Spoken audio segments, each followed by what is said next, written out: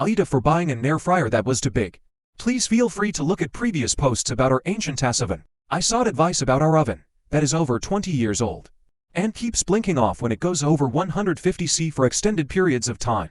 I have used this oven for most of my life. It is not supposed to do this.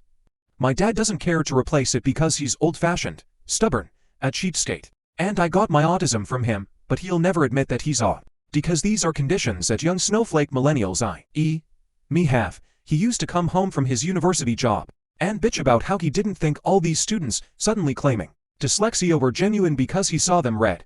I have dyspraxia, and he's always treated me as if I'm faking that, despite the fact that I was literally diagnosed at birth. My mother has given up ever trying to tell him to do anything, and will never defend me when I try to question anything he says, because she doesn't want to get involved in an argument.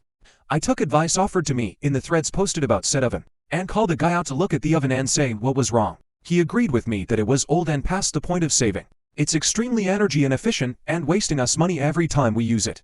I also brought up the idea of getting an air fryer, same as some of the users in that advice thread. He was very enthusiastic.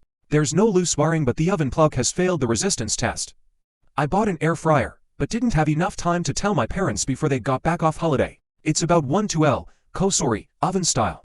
I told my mom and she seemed okay with it. Told my dad last night that it was coming and he seemed okay with it if it would help my healthy eating. Then it arrived.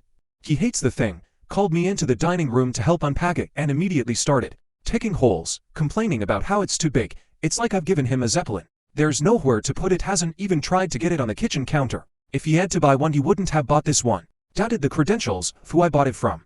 Winch bitch moan while the door spring loaded and I just drew blood off it. Still don't know how the fuck he managed to do that. Motions me to sit down to have a talk.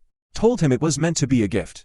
He says he appreciates the thought, but it's like being given an atomic bomb.